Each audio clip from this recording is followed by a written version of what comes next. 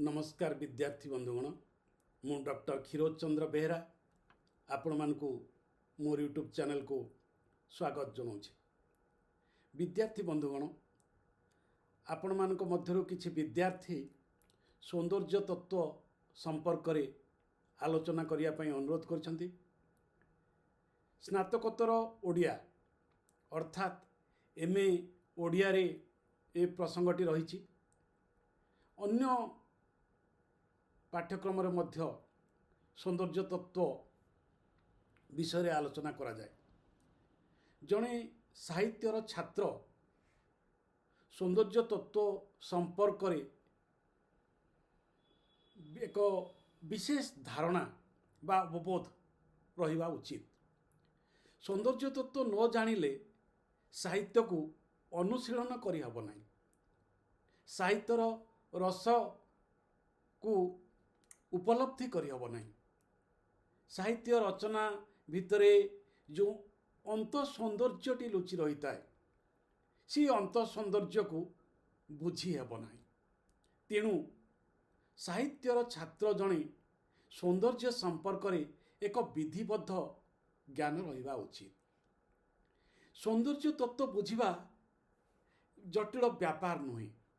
आपण माने समस्ते सौंदर्य संपर्क रे टिके ना टिके किछि ना किछि जानी छंती। तेबे जेतेबेले आमे सौंदर्य तत्व कहूचे सेतेबेले विशिष्ट मनीषी माने, विशिष्ट दार्शनिक माने, विशिष्ट लेखक माने, विशिष्ट कवि माने सौंदर्य संपर्क रे केउ मत पोषण करिथांती सेही प्रसंगटी आलोचना करिया को पड़े।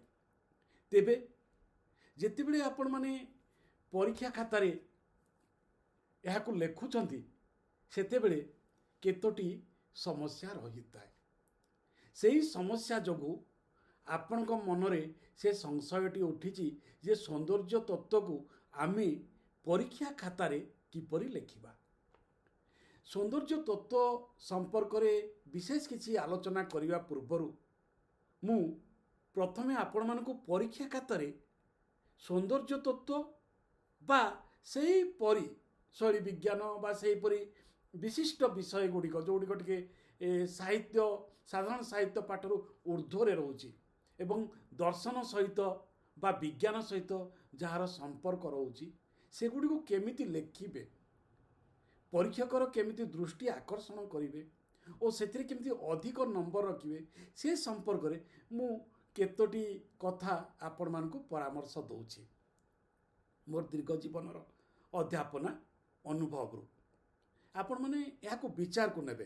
ए जो मु परामर्शटी प्रदान करी ए परामर्शटी मु विनम्रतार सहित कहूँ जे यह सर्वश्रेष्ठ ही न पारे, यह सबुठु भल ही न पारे, यह समस्ते सफल भाव प्रयोग कर न पारंती एवं एही शैली रे लेखिले जे जड़े परीक्षक निश्चित भाव में बहुत भल मार्क देव सेमिति किछि नाही। कहीं मार्क देवाटा गोटे परीक्षकर निजस्व चिंतन एवं केमिति लेखिबो परीक्षा खातारे जड़े परीक्षकर तार निजस्व शैली रही।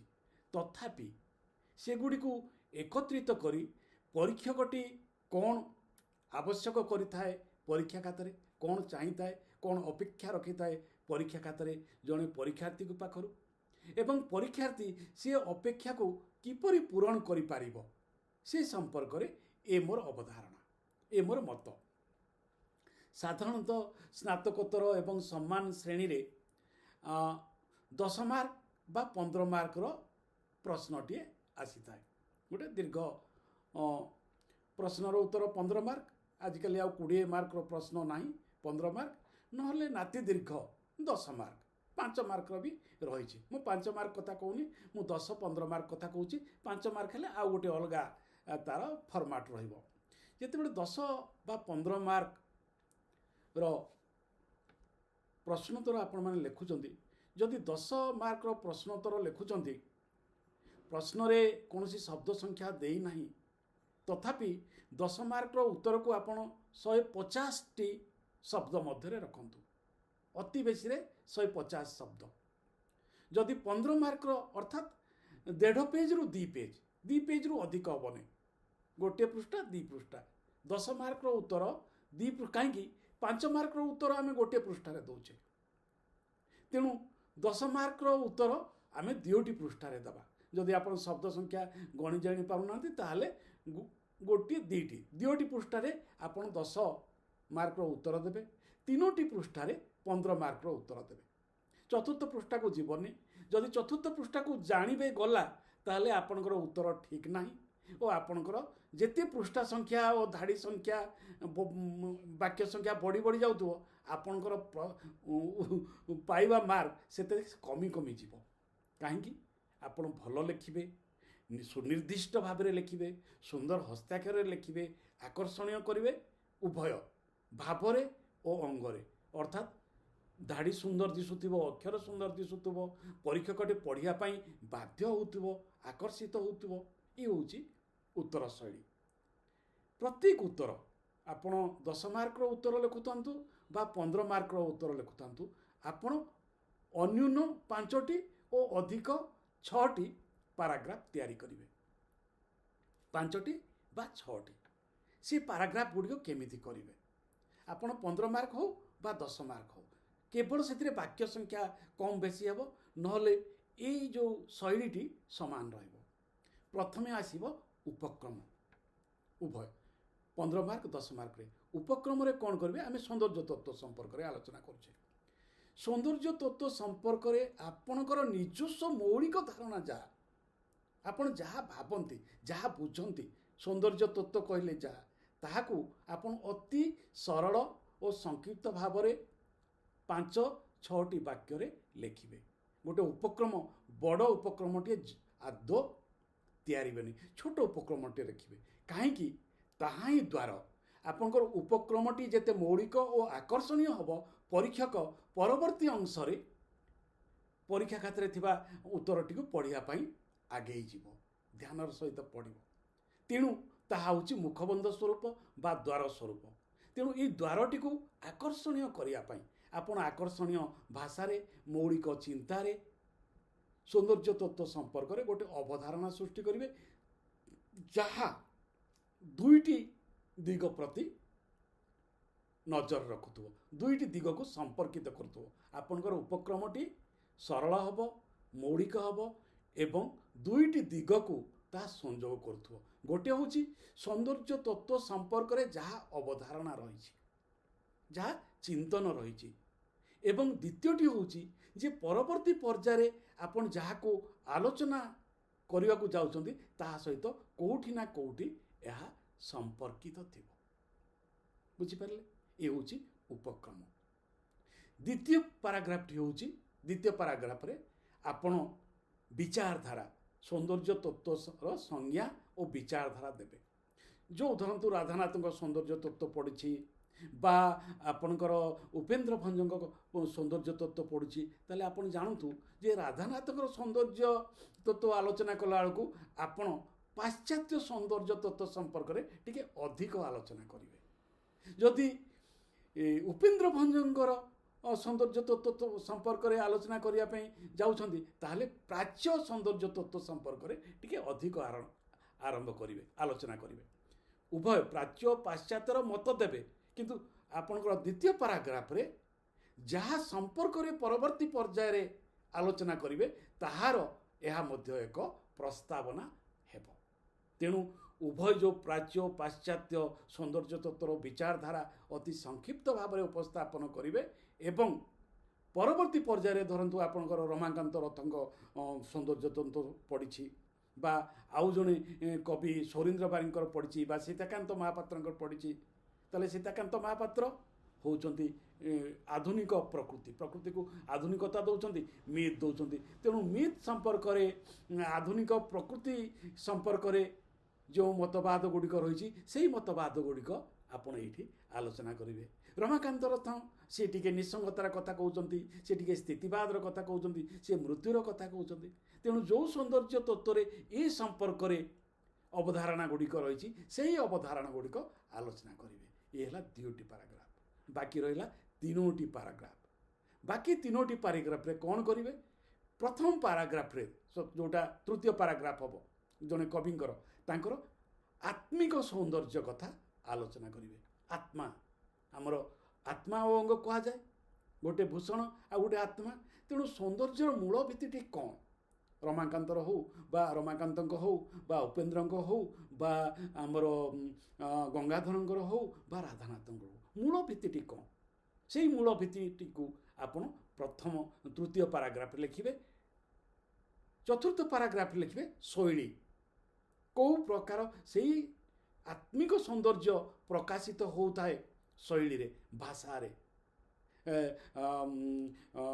ଚିତ୍ରକଳ୍ପରେ, ପ୍ରତୀକରେ, ଉପମାରେ, ରୂପକରେ, ଧ୍ୱନିରେ, ଛନ୍ଦରେ। ଏହା ସହିତ ଗୋଟେ ଆତ୍ମା ଓ ଅଙ୍ଗ ସହିତ ଗୋଟେ ଘନିଷ୍ଠ ସମ୍ପର୍କ ରହିଥାଏ। ତେଣୁ ପ୍ରଥମଟି ଆତ୍ମିକ ସୌନ୍ଦର୍ଯ୍ୟ କଥା ଆଲୋଚନା କଲେ, ଦ୍ୱିତୀୟରେ ଆପଣ ତାର ଶୈଳ୍ପିକ ସୌନ୍ଦର୍ଯ୍ୟ କଥା, ଶିଳ୍ପରୀତି କଥା ଆଲୋଚନା କଲେ, ଏବଂ ଶେଷରେ ଆସିବ ଆପଣଙ୍କର ଉପସଂହାର। ଏଇ ଯାହା ଯାହା ଲେଖିଲେ ପ୍ରଥମ ପାରାଗ୍ରାଫରୁ ଚତୁର୍ଥ ପାରାଗ୍ରାଫ ପର୍ଯ୍ୟନ୍ତ, ତାହାକୁ ଆପଣ ଶେଷ ପାରାଗ୍ରାଫରେ ଲେଖିବେ।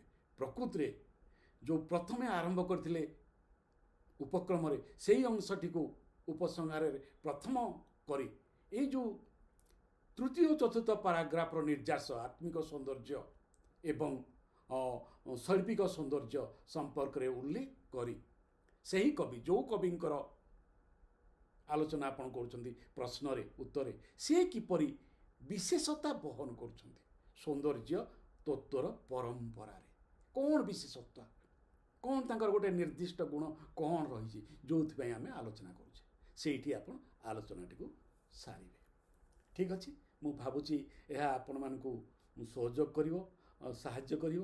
ଏହି ପ୍ରକାର ଆପଣ ସବୁ ପ୍ରଶ୍ନର ଉତ୍ତର ଏହି ଫର୍ମାଟ୍ରେ ମଧ୍ୟ ଲେଖିପାରନ୍ତି। ତେଣୁ ଯଦି ଆପଣ 5ଟି କି 6ଟି ପାରାଗ୍ରାଫ ଠିକ୍ କରିଦେଲେ ଏବଂ ବିଷୟବସ୍ତୁ କ'ଣ ଲେଖିବେ ଠିକ୍ କରିଦେଲେ, ତାହେଲେ ଆପଣଙ୍କୁ ଅଧିକ ଚିନ୍ତା କରିବା ପାଇଁ ପଡ଼ିବନି ଏବଂ ଅତି ସୁନ୍ଦର ଉତ୍ତରଟିଏ ଆପଣ ପରୀକ୍ଷକଙ୍କୁ ଭେଟି ଦେଇପାରିବେ। ଏବେ ଆସନ୍ତୁ, ସୌନ୍ଦର୍ଯ୍ୟ କ'ଣ ବୁଝିବା, ସୌନ୍ଦର୍ଯ୍ୟର ସଂଜ୍ଞା ସ୍ୱରୂପ କ'ଣ ବୁଝିବା ଏବଂ ଏ ସମ୍ପର୍କରେ ଥିବା ବିଭିନ୍ନ ମତବାଦ ଗୁଡ଼ିକ କ'ଣ, ସେଗୁଡ଼ିକ ବୁଝିବା। ପ୍ରଥମ କଥାଟି ହେଉଛି, ଦେଖନ୍ତୁ, ସୌନ୍ଦର୍ଯ୍ୟ ସମ୍ପର୍କରେ ଆମକୁ ଦୁଇଟି ଜିନିଷ ବୁଝିବା ପାଇଁ ପଡ଼ିବ। ଗୋଟେ ହେଉଛି ପ୍ରାଚ୍ୟ ମତ, ଆଉ ଗୋଟେ ହେଉଛି ପାଶ୍ଚାତ୍ୟ ମତ। ଅର୍ଥାତ୍ ଭାରତୀୟ ଏବଂ ଅନ୍ୟ ଦେଶମାନଙ୍କରେ, ପ୍ରାଚ୍ୟ ଦେଶମାନଙ୍କରେ ସୌନ୍ଦର୍ଯ୍ୟ ସମ୍ପର୍କରେ କ'ଣ ଅବଧାରଣା ରହିଛି, କ'ଣ ମତ ରହିଛି। ଦ୍ୱିତୀୟରେ ପାଶ୍ଚାତ୍ୟ ବିଜ୍ଞାନୀମାନେ ସୌନ୍ଦର୍ଯ୍ୟ ତତ୍ତ୍ୱ ସମ୍ପର୍କରେ କ'ଣ ଧାରଣା କରିଛନ୍ତି, ସେ ସମ୍ପର୍କରେ ଆମେ ଆଲୋଚନା କରିବା। ପ୍ରଥମେ ଆମେ ତାର ସଂଜ୍ଞାକୁ ଯିବା। ଦେଖନ୍ତୁ, ଗୋଟିଏ କଥା ହେଉଛି, ସୌନ୍ଦର୍ଯ୍ୟ ସମ୍ପର୍କରେ ଆପଣ ପ୍ରଥମ ଜିନିଷଟି ବୁଝନ୍ତୁ, ଇଏ ହେଉଛି ବ୍ୟକ୍ତି ସାପେକ୍ଷ, ଆଉ ଗୋଟେ ହେଉଛି ଚିତ୍ତ ସାପେକ୍ଷ। ମନେ ରଖନ୍ତୁ, ଲେଖିବି ରଖିପାରନ୍ତି। ବ୍ୟକ୍ତି ସାପେକ୍ଷ, ଚିତ୍ତ ସାପେକ୍ଷ। ଚିତ୍ତ ହେଉଛି ମନସ୍ଥିତି, ଚିତ୍ତ ସାପେକ୍ଷ। ବ୍ୟକ୍ତି ସାପେକ୍ଷ କ'ଣ? ଲେଖକକୁ ବା ଜଣେ ବ୍ୟକ୍ତିଙ୍କୁ ଯାହା ସୁନ୍ଦର ଲାଗିଥାଏ, ଅନ୍ୟ ଜଣେ ବ୍ୟକ୍ତିକୁ ବା ଅନ୍ୟ ଜଣେ ପାଠକକୁ ତାହା ସୁନ୍ଦର ଲାଗିବ ବୋଲି କିଛି ଅର୍ଥ ନାହିଁ। ସୌନ୍ଦର୍ଯ୍ୟ ଏକ ମାନସିକ ଅବବୋଧ, ଏକ ମାନସିକ ଚିନ୍ତନ ପ୍ରକ୍ରିୟା। ଦେଖନ୍ତୁ, ମାନେ ଏଇଟାକୁ ଅନ୍ୟଥା ନେବେ ନାହିଁ, ମୁଁ କ୍ଷମା ମାଗି ନେଉଛି ଏ ପ୍ରସଙ୍ଗଟି ଉପସ୍ଥାପନ କରିବା। ଆମେ କଳା ରଙ୍ଗଟାକୁ ଟିକିଏ ଆମର ଭାରତୀୟମାନଙ୍କ ଦୃଷ୍ଟିକୋଣରେ ଟିକିଏ କମ୍ ସୌନ୍ଦର୍ଯ୍ୟ ବୋଲି ଭାବିଥାଉ, ବା କୌଣସି ଶାରୀରିକ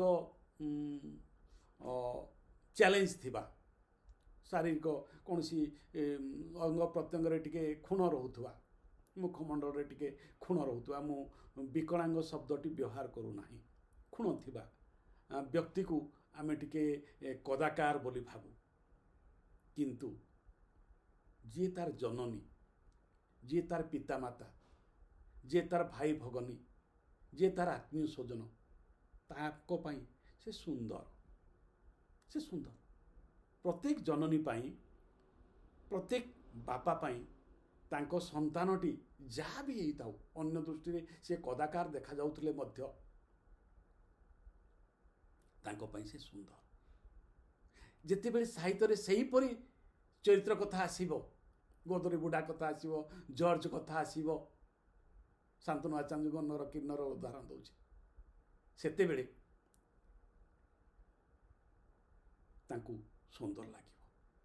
ତେଣୁ ସୌନ୍ଦର୍ଯ୍ୟର ଦୁଇଟି ରୂପ ଥାଏ, ଗୋଟେ ଅନ୍ତର୍ ସୌନ୍ଦର୍ଯ୍ୟ, ଗୋଟେ ବାହ୍ୟ ସୌନ୍ଦର୍ଯ୍ୟ। ଗୋଟେ ସାଧାରଣ ଆଖିକୁ ଯାହା ସୁନ୍ଦର ଦିଶୁଛି ସେ ହେଉଛି ବାହ୍ୟ ସୌନ୍ଦର୍ଯ୍ୟ, କିନ୍ତୁ ହୁଏତ ତାର ଅନ୍ତର୍ ସୌନ୍ଦର୍ଯ୍ୟ ନଥିବ। ଯାହାର ବାହ୍ୟ ସୌନ୍ଦର୍ଯ୍ୟ ଅତି ଆକର୍ଷଣୀୟ, ହୁଏତ ତାର ଅନ୍ତର୍ ସୌନ୍ଦର୍ଯ୍ୟ ନଥାଇପାରେ। ଅନ୍ତରୀଣ ସୌନ୍ଦର୍ଯ୍ୟ ନଥିବ, ଅନ୍ତରୀଣଟା ଅତି କଦାକାର ହେଇଥାଇପାରେ। ବହୁ ଉଦାହରଣ ରହିଛି, ଆପଣମାନେ ତାହା ଜାଣିଛନ୍ତି, ମୁଁ କହିକି ସେଗୁଡ଼ିକ ମୋ ଭିଡ଼ିଓକୁ ଲମ୍ବା କରୁନି। ତେଣୁ ଅନ୍ତରୀଣ ସୌନ୍ଦର୍ଯ୍ୟ ଓ ବାହ୍ୟ ସୌନ୍ଦର୍ଯ୍ୟ। ଅନ୍ତରୀଣ ସୌନ୍ଦର୍ଯ୍ୟ ବହୁଠାରେ ବହୁ କମନୀୟ ଥାଏ, ବହୁ ରମଣୀୟ ଥାଏ, ଯାହାର ବାହ୍ୟ ସୌନ୍ଦର୍ଯ୍ୟ ନଥାଏ।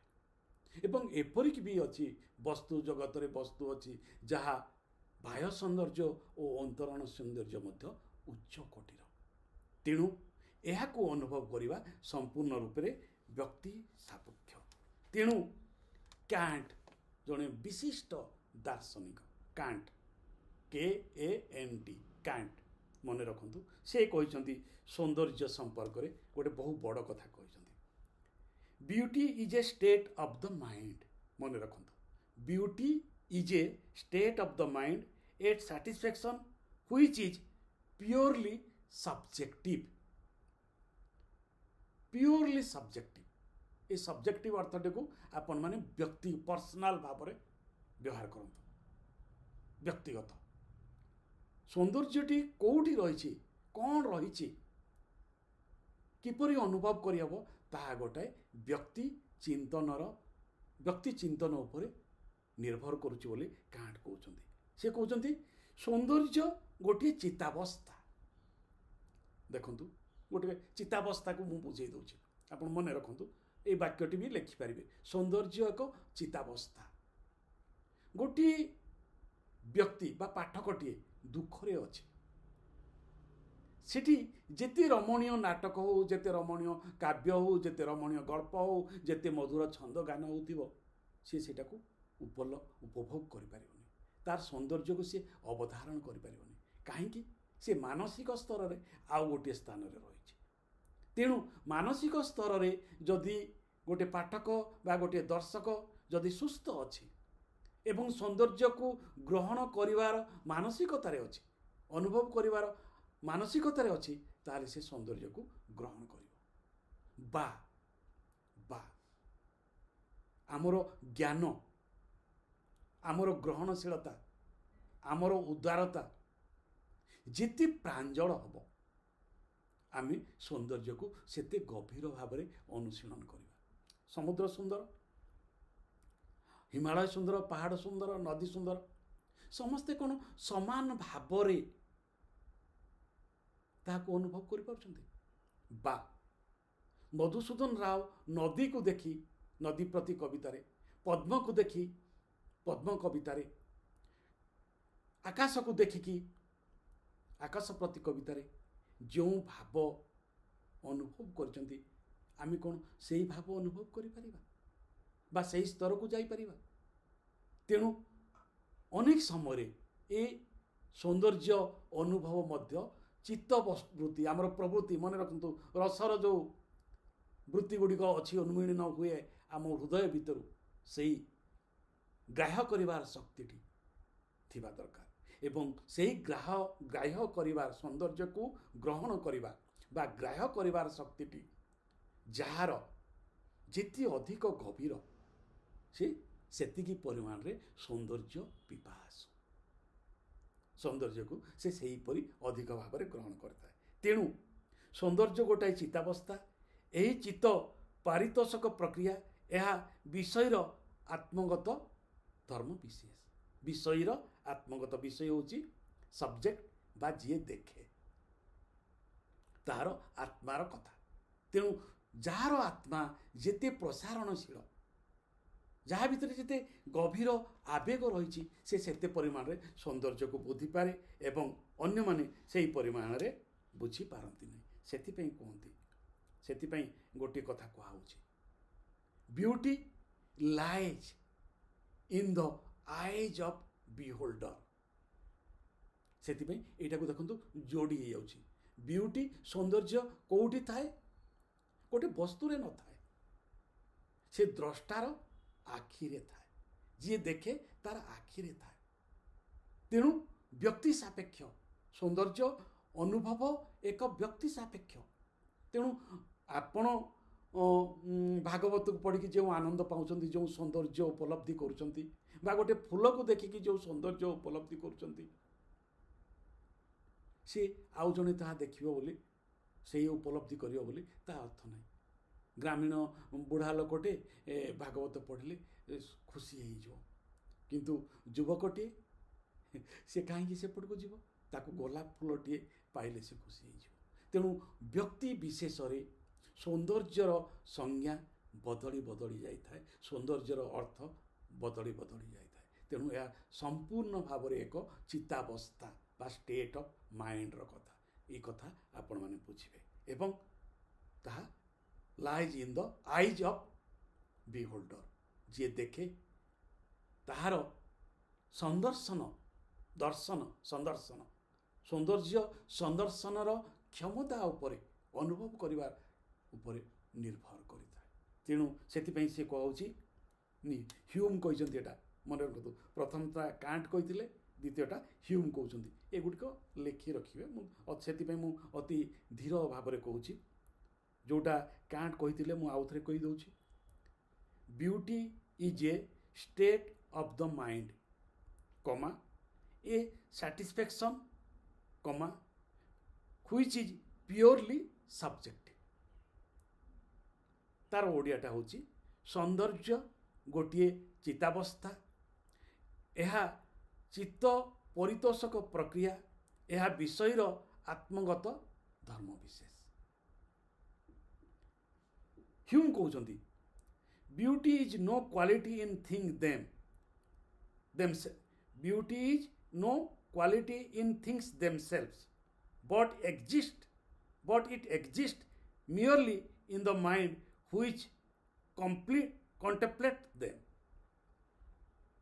ଯେଉଁ କଥା କହିଥିଲି ଯେ beauty lies in the eyes of beholder, ସେଇ କଥାଟିକୁ ହ୍ୟୁମ୍ ଆଉ ଟିକେ ଉଚ୍ଚତର ଭାବରେ କହୁଛନ୍ତି। ମନେ ରଖନ୍ତୁ, ଲେଖି ରଖିବେ। Beauty is no quality in things themselves, comma, but it exists merely in the mind which contemplate them। contemplate, CONTEMPLATES, contemplates them। ଅର୍ଥାତ୍ ଗୋଟିଏ ବସ୍ତୁ ଭିତରେ ସୌନ୍ଦର୍ଯ୍ୟ ନଥାଏ। ସୌନ୍ଦର୍ଯ୍ୟ କେଉଁଠି ଥାଏ? ନା, ଯିଏ ଦେଖୁଥାଏ ତାର ଆଖିରେ, ତାର ମାଇଣ୍ଡରେ, ତାର ମନରେ। ତେଣୁ ଆଖି କ'ଣ ଦେଖେ? ଏଇଠି ଦେଖନ୍ତୁ, ଅତି ଚମତ୍କାର କଥାଟିଏ, ଅତି ଚମତ୍କାର କଥାଟିଏ ଯେତେବେଳେ ମୁଁ ଆଲୋଚନା କରୁଛି ସେତେବେଳେ ଦେଉଛି। ତେଣୁ ଆମେ କ'ଣ ଭାବୁ? ଦେଖିଦେଲେ ସୁନ୍ଦର। ନା, ଆଖିରେ ନୁହେଁ, ଚିତ୍ତବସ୍ଥାରେ, ହୃଦୟରେ ସୌନ୍ଦର୍ଯ୍ୟ ଅନୁଭବ ଥିବା ଦରକାର। ଆଖି ଗୋଟେ ଦ୍ୱାର ମାତ୍ର। ଆଖି କେବଳ ଦ୍ୱାରଟିଏ, ସେ ଦେଖୁଛି ଭିଜୁଆଲ ବସ୍ତୁଟିକୁ, ସେ ଦେଖୁଛି। ଅନୁଭବ କ'ଣ ଆଖି କରୁଛି? ନା, ଅନୁଭବ ହୃଦୟ କରୁଛି, ଆମର ଚିତ୍ତାବସ୍ଥା କରୁଛନ୍ତି, ଆମର ଇନ୍ଦ୍ରିୟ ସମୂହ କରୁଛନ୍ତି। ବୁଝିପାରିଲେ? ତେଣୁ ମାଇଣ୍ଡ ଚିତ୍ତାବସ୍ଥା। ତେଣୁ ଯୋଗୀ ମାନେ ଯେଉଁ ଚିତ୍ତାବସ୍ଥାରେ ଥିବେ, ଭୋଗୀ ମାନେ ଯେଉଁ ଚିତ୍ତାବସ୍ଥାରେ ଥିବେ, ଯୋଗୀ ଓ ଭୋଗୀ ଭିତରେ ଦେଖନ୍ତୁ ପାର୍ଥକ୍ୟ ଅଲଗା। ଭୋଗୀ ଯେଉଁଠି ତାର ଭୋଗ ବିଳାସ ଭିତରେ ଜିନିଷଟି ଆସୁଥିବ, ସେଥିଟାକୁ ସୁନ୍ଦର ବୋଲି କହିବ, ଭଲ ବୋଲି କହିବ। କିନ୍ତୁ ଯିଏ ଯୋଗୀ, ପରମାତ୍ମା ସହିତ, ପରଂବ୍ରହ୍ମ ସହିତ ଯେଉଁ ବସ୍ତିର ସମ୍ପର୍କ ଥିବ, ତାକୁ ସେ ସୁନ୍ଦର ବୋଲି କହିବ। ସେ ସୌନ୍ଦର୍ଯ୍ୟ ଭିତରେ ସେ ଭଗବାନଙ୍କୁ ପାଇଥାଏ। ଆମେ ଯେଉଁମାନେ ଭୋଗୀ, ସୌନ୍ଦର୍ଯ୍ୟ ଭିତରେ ଆମର ଇନ୍ଦ୍ରିୟମାନଙ୍କୁ ପାଇଥାଉ। ତେଣୁ ସେଥିପାଇଁ ହ୍ୟୁମ୍ ଅତି ଚମତ୍କାର କଥାଟେ କହୁଛନ୍ତି, beauty is no quality in things themselves but is exist merely in the mind which contemplate them. ଆଚ୍ଛା, ଏଇ ଯେଉଁ ପାଶ୍ଚାତ୍ୟ ସୌନ୍ଦର୍ଯ୍ୟତନ୍ତ୍ର, ପାଶ୍ଚାତ୍ୟ ସୌନ୍ଦର୍ଯ୍ୟତନ୍ତ୍ରର ଯେଉଁ ଗଠନ ହୋଇଛି, ଯେଉଁ ନିର୍ମାଣ ପ୍ରକ୍ରିୟା, ସୌନ୍ଦର୍ଯ୍ୟ ତତ୍ତ୍ୱ ବୋଲି ଯେଉଁ ପାଶ୍ଚାତ୍ୟ ତତ୍ତ୍ୱରେ ରହିଛି, ସେଥିରେ ଆରିଷ୍ଟଟଲ ଆସୁଛନ୍ତି, ଟଲଷ୍ଟୟ ଆସୁଛନ୍ତି, କାଣ୍ଟ ଆସୁଛନ୍ତି, ହେଗେଲ ଆସୁଛନ୍ତି, କଲରିଜ୍ ଆସୁଛନ୍ତି, କ୍ରୋଚି ଆସୁଛନ୍ତି। ଏଇଟା ଗୋଟେ କ୍ରୋନୋଲୋଜି, କ୍ରମ ପ୍ରସାରଣଶୀଳ ସୌନ୍ଦର୍ଯ୍ୟ ଚେତନାର ଗୋଟେ ଆଲୋଚନାର ପ୍ରଭାବ ରହିଛି ପାଶ୍ଚାତ୍ୟ ସାହିତ୍ୟରେ। ତାହାକୁ କୁହାହେଉଛି ସୌନ୍ଦର୍ଯ୍ୟ ତତ୍ତ୍ୱ ବା ଦ ଥିଓରି ଅଫ୍ ବିୟୁଟି। ଏବଂ ସେଇ ଥିଓରି ଅଫ୍ ବିୟୁଟିରେ କୁହାହେଉଛି ଯେ ସେମାନେ ଆହୁରି ସୌନ୍ଦର୍ଯ୍ୟକୁ ଆହୁରି ଉଚ୍ଚତର ପ୍ରସାରଣଶୀଳତାକୁ ନେଇଯାଉଛନ୍ତି। ଯେ ସିଏ କହୁଛନ୍ତି, ଜ୍ଞାନ ସହିତ ତୁଳନା କରିଦେଉଛନ୍ତି। ସେମାନେ କହୁଛନ୍ତି ପରବର୍ତ୍ତୀ ଆଲୋଚନାର ଯଦି କୌଣସି ସିଦ୍ଧାନ୍ତ ମିଳିଲା ବୋଲି ମନେ କରାଯାଏ, ତେବେ ତାହା ହେଉଛି ସୌନ୍ଦର୍ଯ୍ୟ ତତ୍ତ୍ୱର ଇତିହାସ। ପୁଣି ଆମେ ପର୍ଯ୍ୟାୟକ୍ରମେ ଏହି ତତ୍ତ୍ୱଟି ଉପରେ ଗୁରୁତ୍ୱ ଆରୋପ କରି ଆସୁ। ସକଳ ସୌନ୍ଦର୍ଯ୍ୟର ମୂଳ ଉତ୍ସ ହେଉଛି ଭାବାବେଗ ଓ ଏହି ପ୍ରକାର ସମୟସ୍ଥ ଅଭିବ୍ୟକ୍ତି ହେଉଛି ସୁନ୍ଦର। ତେଣୁ ଭାବାବେଗର, ଇମୋସନର ଯେଉଁଠି ପ୍ରକାଶ ଘଟୁଛି ତାହାକୁ ଏମାନେ ସୌନ୍ଦର୍ଯ୍ୟ ବୋଲି କହୁଛନ୍ତି। ତାର ଇଂରାଜୀଟି ଏହିପରି, ଦେଖନ୍ତୁ, ମନେ ରଖନ୍ତୁ, ମୁଁ ଧୀରେ ଧୀରେ କହୁଛି। If any point can be thought two have emerged from the foregoing consideration, it is this, that in the history of aesthetic we may discover a growing consensus of emphasis upon the doctrine that all beauty is the expression of what may be generally called emotion, and that all such expression is beautiful. ଗୋଟେ ଆବେଗ ଭରା ରଚନା ମଧ୍ୟରେ ସୌନ୍ଦର୍ଯ୍ୟ ଲୁଚିକି ରହିଥାଏ ଏବଂ ସେହି ଆବେଗ ଭରା ରଚନାଟିକୁ, ଯଦି ରଚନାଟି ଆବେଗ ଭରା ହେଇଥାଏ ତାହେଲେ ତାହା ସୌନ୍ଦର୍ଯ୍ୟମୟ, ତାହା ସୁନ୍ଦର। ତେଣୁ ଇମୋସନ୍ ବା ଆବେଗ ସହିତ ସୌନ୍ଦର୍ଯ୍ୟକୁ ସମ୍ପର୍କାନ୍ୱିତ କରିଦେଲେ। ଅନେକେ ପ୍ରେମ ସହିତ ସୌନ୍ଦର୍ଯ୍ୟକୁ ସମ୍ପର୍କାନ୍ୱିତ କରନ୍ତି, ଅନେକେ ବିଭୁ ଚେତନା ସହିତ ସୌନ୍ଦର୍ଯ୍ୟକୁ ସମ୍ପର୍କାନ୍ୱିତ କରନ୍ତି। ତେଣୁ ଏହିପରି ବିଭିନ୍ନ ଭାବନା ରହିଛି ଏ ସୌନ୍ଦର୍ଯ୍ୟ ସମ୍ପର୍କରେ। କେହି କେହି ଟ୍ରୁଥ୍ ଇଜ୍ ବିୟୁଟି, ସତ୍ୟ ହିଁ ସୁନ୍ଦର। ଆଉ ଆମର ଭାରତୀୟ ଚିନ୍ତନରେ ସତ୍ୟ, ଶିବ, ସୁନ୍ଦର ତିନୋଟି ଯାକୁ ଏକାଠି ମିଳେଇ ଦିଆଯାଇଛି। ସତ୍ୟ, ଶିବ, ସୁନ୍ଦରକୁ ଥିଲେ ତାହା ସୁନ୍ଦର, ଚିରନ୍ତନ ବୋଲି କୁହାଯାଏ। ଯେଉଁଟା ଆମର କ୍ଲାସିକ୍ ଲିଟରେଚର, ଭାରତୀୟ ପ୍ରାଚ୍ୟ ତତ୍ତ୍ୱ ମଧ୍ୟ ଯେଉଁଟା କ୍ଲାସିକ୍, ସେଠି ସତ୍ୟ ରହିବ, ସେଠି ଶିବ ରହିବେ ଏବଂ ସେଠି ସୁନ୍ଦର ରହିବ। ସତ୍ୟ ଓ ଶିବ ଥିଲେ ସ୍ୱତଃପ୍ରବୃତ୍ତ ଭାବରେ ସେଠାରେ ସୌନ୍ଦର୍ଯ୍ୟ ଆସି ଯାଇଥାଏ। ତେଣୁ ଆଉ ଜଣେ କହୁଛନ୍ତି, କିଟ୍ସ କହୁଛନ୍ତି, a thing of beauty is a joy for ever. ଯେଉଁଠି ସୌନ୍ଦର୍ଯ୍ୟ ରହିଛି ତାହା ଚିରନ୍ତନ ଆନନ୍ଦ ପ୍ରଦାନ କରିଥାଏ। ଏହା ମଧ୍ୟ ଆମର ଭାରତୀୟ ତତ୍ତ୍ୱରେ ରହିଛି। ଯାହା ଚିରନ୍ତନ, ଯାହା ସୌନ୍ଦର୍ଯ୍ୟ ତାହା ଚିରନ୍ତନ ଆନନ୍ଦ ପ୍ରଦାନ କରିଥାଏ। A thing of beauty is a joy for ever. ଏହିପରି ଭାବରେ ପାଶ୍ଚାତ୍ୟ ସାହିତ୍ୟ ରହିଛି ଏବଂ ପାଶ୍ଚାତ୍ୟ ମତ ରହିଛି। ଆମେ ଏବେ ଗୋଟିଏ ଦୁଇଟି ପ୍ରାଚ୍ୟ ମତ ଆଲୋଚନା କରିବା। ପ୍ରାଚ୍ୟରେ ଆପଣ ଦେଖନ୍ତୁ, ପ୍ରଥମେ ଆମର ସୌନ୍ଦର୍ଯ୍ୟ ଶାସ୍ତ୍ର ଆରମ୍ଭ ହେଉଛି ନାଟ୍ୟଶାସ୍ତ୍ରରୁ, ଭରତଙ୍କ ନାଟ୍ୟଶାସ୍ତ୍ର। ଏବଂ ଭରତଙ୍କ ନାଟ୍ୟଶାସ୍ତ୍ର ହେଉଛି ପ୍ରାଚ୍ୟ ସୌନ୍ଦର୍ଯ୍ୟ ତତ୍ତ୍ୱର ମୂଳାଧାର। ଏବଂ ସେଇଠି କ'ଣ କୁହାହେଉଛି, ସେଇଠି ପ୍ରଥମେ ନାଟକୀୟ ସୌନ୍ଦର୍ଯ୍ୟରେ, ସେଇଠି ତ ରସ କଥା କୁହାହେଉଛି, 8ଟି ରସ କଥା କୁହାହେଉଛି, ତାହା ହେଉଛି ସୌନ୍ଦର୍ଯ୍ୟର, କାବ୍ୟ ସୌନ୍ଦର୍ଯ୍ୟର ଅଂଶ ବିଶେଷ। ତେଣୁ ରସ ସମ୍ପର୍କରେ ପ୍ରାଚ୍ୟବାଦରେ ରସ, ରୀତି, ଗୁଣ, ଔଚିତ୍ୟ, ଧ୍ୱନି, ଏ ସବୁଗୁଡ଼ିକ ହେଉଛି ପ୍ରାଚ୍ୟ ସୌନ୍ଦର୍ଯ୍ୟର ଅଂଶ ବିଶେଷ। ତେଣୁ ରସ ସମ୍ପର୍କରେ ରହିଥିବା ମତବାଦ ଏବଂ ଧ୍ୱନି ସମ୍ପର୍କରେ ରହିଥିବା ମତବାଦ, ଧ୍ୱନି ଯଦି ଆପଣ ନ ଜାଣିବେ ତାହେଲେ ଉପେନ୍ଦ୍ର ଭଞ୍ଜଙ୍କୁ ଆଲୋଚନା କରିପାରିବେନି ସୌନ୍ଦର୍ଯ୍ୟ ତତ୍ତ୍ୱ ଦୃଷ୍ଟିରୁ। ବିଦଗ୍ଧ ଚିନ୍ତାମଣିକୁ ଆଲୋଚନା କରିପାରିବେ ନାହିଁ। ରସକଲ୍ଲୋଳକୁ ଆଲୋଚନା କରିପାରିବେନି ଯଦି ଧ୍ୱନି ଜାଣିନାହାନ୍ତି, ଔଚିତ୍ୟ ଜାଣିନାହାନ୍ତି। ତେଣୁ ଧ୍ୱନି, ଔଚିତ୍ୟ, ରସ, ରୀତି ଷ୍ଟାଇଲ ଏବଂ ଗୁଣ, ରୀତି ଓ ଗୁଣ ଘନିଷ୍ଠ ଭାବରେ ଜଡ଼ିତ। ତାକୁ ଯଦି ଆପଣ ଜାଣି ନାହାନ୍ତି ତାହେଲେ ଆପଣ ଆମର ଓଡ଼ିଆ କାବ୍ୟ ପରମ୍ପରାକୁ ଆପଣ ଆଲୋଚନା କରିପାରିବେ ନାହିଁ। ଇଏ ହେଉଛି ଭରତଙ୍କ ନାଟ୍ୟଶାସ୍ତ୍ରରୁ ଆମର ଆରମ୍ଭ ହୋଇଛି ପ୍ରାଚ୍ୟ ସିଦ୍ଧାନ୍ତ। ଏବଂ ତାପରେ ହେଉଛନ୍ତି ସବୁଠୁ ବଡ଼ ହେଉଛନ୍ତି ଆନନ୍ଦବର୍ଦ୍ଧନ। ଆନନ୍ଦବର୍ଦ୍ଧନ ତାଙ୍କର କହୁଛନ୍ତି ନାଇଁ, ରାଜଶେଖର କହୁଛନ୍ତି ସଯତ୍ ସ୍ୱଭାବ କବିସ୍ତଦରୂପଂ କାବ୍ୟଂ ଯାଦୃଶ୍ୟକାରସ୍ୟ ତ୍ରିକାରସ୍ତା ଦୃଶ୍ୟ କାରମସ୍ୟ ଚିତ୍ରମ୍। ସଯତ୍ ସ୍ୱଭାବ କବିସ୍ତଦନରୂପଂ କାବ୍ୟଂ ଯାଦୃଶ୍ୟକାରସ୍ୟ ତ୍ରକସ୍ତ୍ରାଦୃଶ୍ୟକାରସ୍ୟ। ଆନନ୍ଦବର୍ଦ୍ଧନଙ୍କ ଧ୍ୱନାଲୋକରେ ଏକଥା କୁହାଯାଉଛି। ଅର୍ଥାତ୍ ଏହାର ଅର୍ଥ ହେଉଛି କବି ଓ ଚିତ୍ରକର ଯେଉଁ ସ୍ୱଭାବର ହେବେ ତାଙ୍କର କାବ୍ୟ ଓ ଚିତ୍ର ମଧ୍ୟ ତଦନୁରୂପ ହେବ। କୁନ୍ତକ କହୁଛନ୍ତି କୁନ୍ତକ ମଧ୍ୟ କବି ପ୍ରତିଭାର ସ୍ୱଭାବରେ ଭିନ୍ନତ୍ୱ ଫଳରୁ ହିଁ କାବ୍ୟର ପ୍ରସ୍ଥାନ ବା ରୀତିର ଭେଦ ଦେଖାଯାଏ ବୋଲି ମତ ଦେଇଛନ୍ତି। କବି ସ୍ୱଭାବ ଭେଦ ନିବନ୍ଧନେ ତ୍ୱେନ କାବ୍ୟ ପ୍ରସ୍ଥାନ ଭେଦ। ତେଣୁ ଏହିପରି ବହୁ ପଣ୍ଡିତ କବି, ଭାରତୀୟ ପଣ୍ଡିତ କବି ସଂସ୍କୃତ ଭାଷାରେ ଆମର ପ୍ରାଚ୍ୟ ସୌନ୍ଦର୍ଯ୍ୟ ତତ୍ତ୍ୱର ଆଲୋଚନା କରିଛନ୍ତି।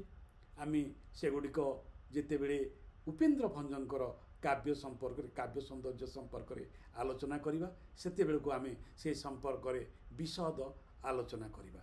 ଏବେ ଆଉ ଗୋଟିଏ କଥା କହି ମୁଁ ମୋର ଏ ଭିଡ଼ିଓଟି ଶେଷ କରୁଛି।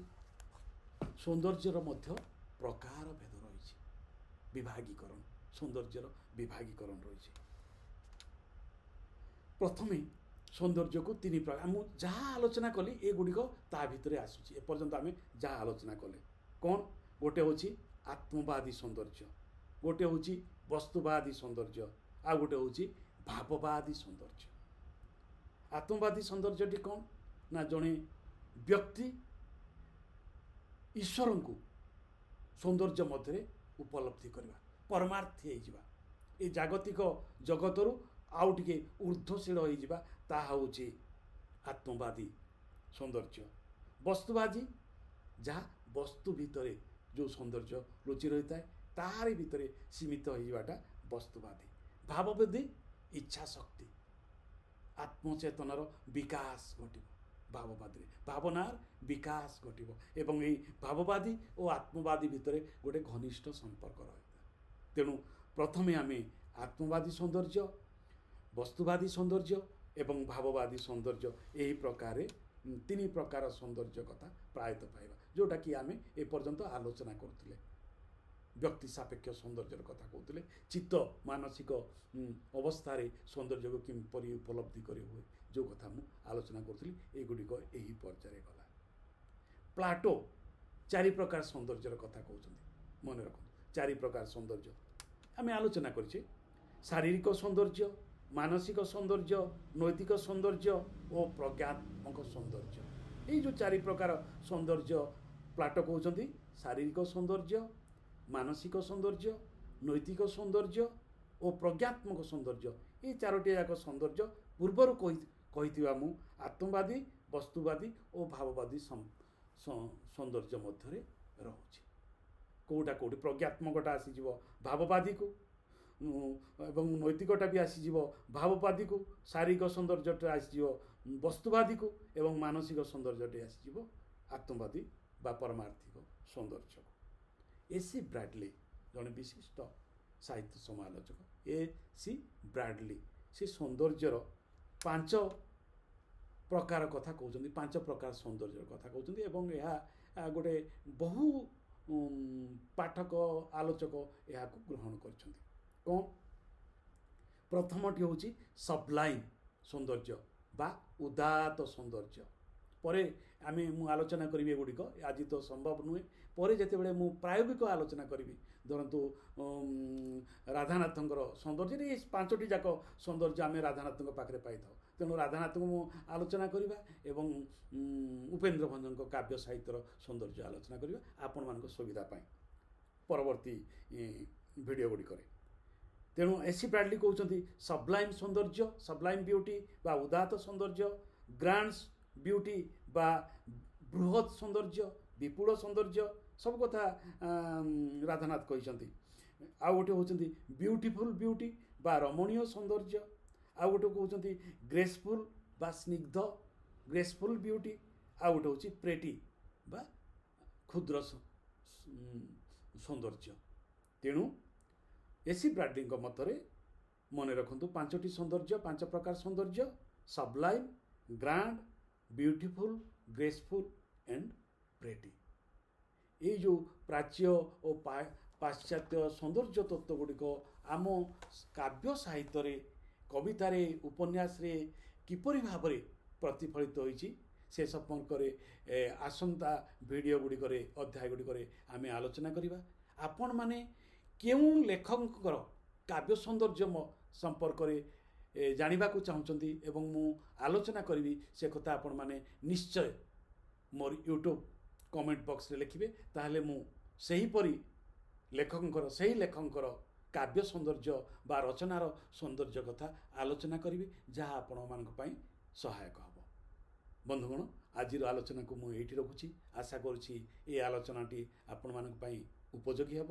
ଶେଷରେ ଗୋଟିଏ ଅନୁରୋଧ, ଦୟାକରି ମୋର ୟୁଟ୍ୟୁବ୍ ଚ୍ୟାନେଲ୍ ଡକ୍ଟର କ୍ଷୀରୋଦ ଚନ୍ଦ୍ର ବେହେରାଙ୍କୁ ସବସ୍କ୍ରାଇବ୍ କରିବେ, ଲାଇକ୍ କରିବେ। ଲାଇକ୍ କଲେ ଫୁଲ ଫୁଟିଯାଏ। ଫୁଲ ଫୁଟେଇବେ, ତାହେଲେ ଆମେ ଜାଣିବା ଯେ ଆମେ ସୌନ୍ଦର୍ଯ୍ୟର ଉପାସକ। ରହୁଛି, ନମସ୍କାର, ଧନ୍ୟବାଦ।